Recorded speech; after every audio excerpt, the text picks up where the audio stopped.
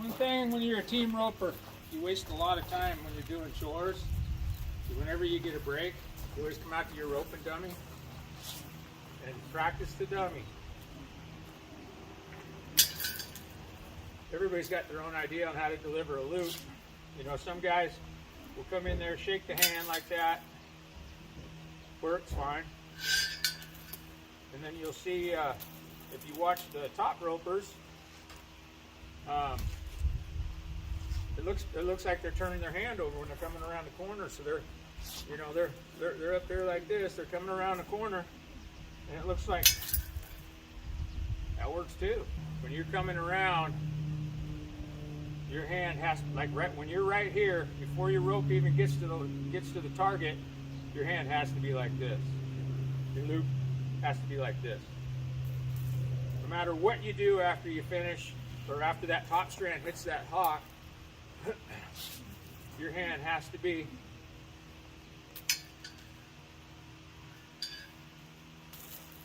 flat. Shaking hands, they call it.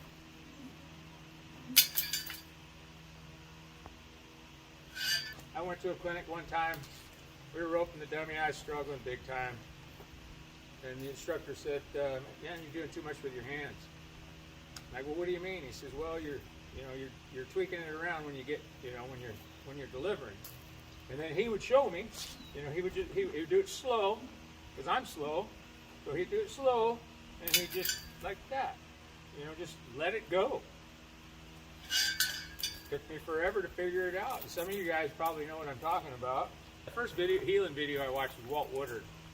And if you've seen his video, he ropes completely different.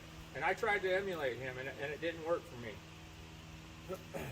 So what helps me, and it's a confidence issue, so what helps me with my confidence, when I'm practicing on the dummy, everything's got to be over-exaggerated, so I keep them feet really high so I can see everything there.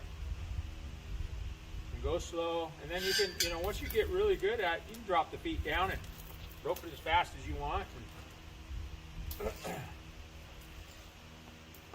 But I try to keep it slow.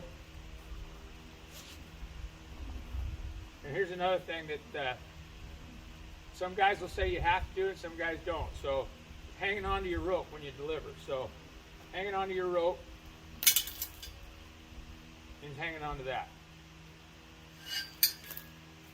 Now, Ricky Green taught that, but he was not dead set against it, or dead set for it. He was, if you roped like Jade Corkle, he lets go of everything. And a lot of them do, really. I just drop it. Get this big old gate, because this is the top strand here. That's what catches the right foot. And then the bottom strand shoots through, and that's what catches the left foot. And guys will say, well, it's simple. When you talk to guys that are really good, they're like, "God, it's so simple." And yeah, it is. So is breathing, unless you got emphysema. So it's not simple. It's hard. There's a lot of moving parts. Going down the arena, wondering which way the steer is going to go, worrying about your handle. And a lot of shots that I get are like this. The steers, they call that steer washing out like that. And usually, when they're washing out like that, I'll try to wait till they straighten out. But if you're riding your horse, you can't ride up here and then turn like that. So you're riding in here like this. And what I have always done in the past, and it's always bit me, is try to get over the top of the steer and throw. And so yeah, my rope goes everywhere, hits the back, total mess. So I was talking to Ricky Green about this problem, and he said, "Don't change anything." He said, "Just a lot of guys will tell you this. Just rope them like you would if you were in perfect position. So you're looking at the side of the feet. Don't let it mess with your mind, and then just rope it, like you would if you were straight behind the steer." So I guess that's my thoughts on team roping, feeling.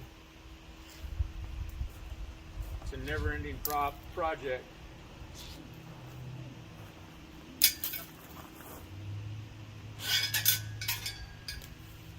And you can see that I'm old enough now where I can tie off, so I don't have to worry about losing my thumb. And that takes another equation out of your head. So that helps a lot. But now I got to get back to work, or I might get fired.